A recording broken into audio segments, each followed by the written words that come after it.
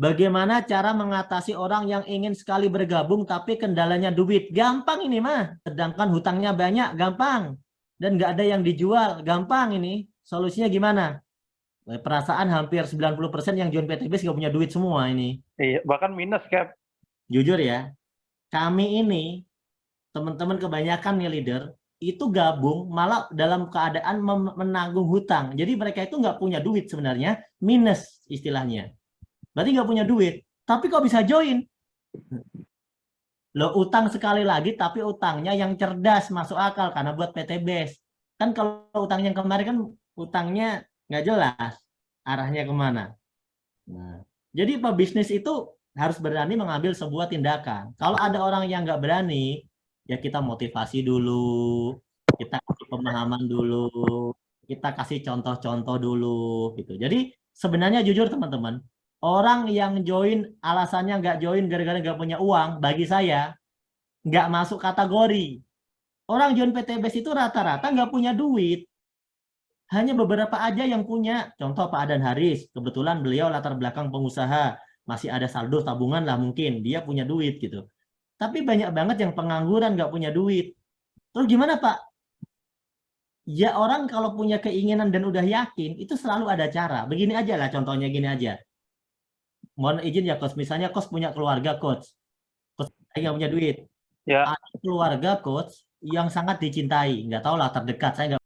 Tiba-tiba sakit terus bilang, ini harus obatin nih, harus dioperasi atau harus diapain, butuh duit 10 juta, 20 juta. Menurut Coach Novel nggak punya duit. Terus Coach Novel bilang, maaf ya nggak punya duit. Kira-kira gitu nggak? kagak. Saya pasti mati-matian gimana caranya biar sembuh, gimana caranya biar punya duit. Entah itu pinjam, entah itu gade barang, atau apapun lah gitu. Karena Kenapa ngelakuin itu? Alasannya. Kan gitu. iya, ya alasannya ya karena kita pengen melihat anak kita atau istri kita ya sembuh normal seperti biasa gitu. Karena Karena kan sangat duit berharga kan. betul, karena Kita nganggap itu berharga gitu. penting gitu loh, Penting gitu ya. Nah, penting. jadi kalau ada orang yang dengan gampang misalnya mau join, nggak ada modal.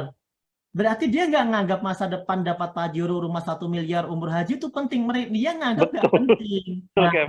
orang semacam ini butuh waktu, namanya dicuci otak dulu. Caranya gimana? Sering-sering ajak nongkrong ke yang ada leader-leader sukses.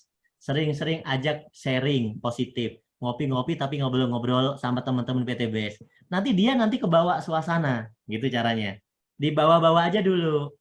Sana yuk ngopi yuk, gitu. Udah bawa ngopi. Terus saya ini nongkrong lagi. Nggak apa-apa lah, nongkrong ini santai aja. Nah, nanti lambat laun dia akan mulai mendengar masukan. Insya Allah pikirannya akan berubah. Mendapatkan sebuah pemikiran, kayak dapat ilham. Oh gitu. Yang awalnya nggak punya modal, tiba-tiba bilang, aha, nah gitu. Langsung tiba-tiba dapat ide gitu kan. Iya, betul. Nah gitu, teman-teman harus ngerti gitu loh. Itu karena bagaimana pemahaman. Kalau kita merasa PTBS ini bagus, terus orang itu merasa kayak PTBS bagus banget dan masa depan aku banget gitu kan. Ya dia pasti usaha. Tapi kalau dia belum usaha, kita anggap dia belum paham sama PTBS, dia belum memiliki impian yang serius, dia merasa PTBS ya iklan lewat aja. Berarti gimana?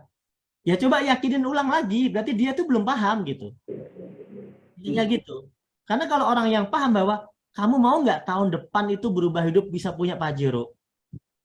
Kalau dalam pikiran dia, mau sih tapi kayak ya gimana ya? Nggak juga nggak apa-apalah. Dalam pikirannya begitu. Ya nggak akan join orang itu. Karena dalam hatinya ada pemikiran, mau sih tapi nggak apa-apa. Nggak punya juga masih nggak apa-apa. Yang kayak begitu maksudnya bukan nggak bisa join. Bisa tapi bukan prioritas. Carilah orang-orang yang mau pokoknya tahun depan harus sukses, aku harus lunas hutang, pokoknya tahun depan harus bisa umrahin orang tuaku udah tua. Nah, yang kayak gitu-gitu tuh yang diajak, teman-teman. Itu berarti namanya building need ya, membangun kebutuhan. Ngerti keinginan orang itu apa. Nah, itu ada teknik. Ya, tetap sih butuh jam terbang. Makanya sering-seringlah Anda itu presentasi, prospek, home sharing, sama leader. Karena saat momen home sharing sama leader, Anda nanti bisa mendengarkan, mengamati bagaimana leader ini saat mengolah prospekan. Bagaimana leader itu saat ngomongin prospekan Anda. Gitu. Jadi kalau Anda bermain solo terus, sebagai mitra baru bermain solo itu sendirian terus, nggak pernah dengerin arahan leader itu ngomong apa, ngomong ke prospekan bagaimana, nanti Anda nggak dapat masukan. Maka caranya sering-sering memanfaatkan momen-momen untuk bisa dengerin leader itu ngomong. Entah ngomong ke sesama tim, entah ngomong ke prospekan gitu ya, entah di seminar, entah di sharing, entah di forum ngopi. Pokoknya dengerin aja leader itu ngomong. Nanti apa yang leader itu omongin lambat laun akan nempel di Anda. Nah, kayak gitu.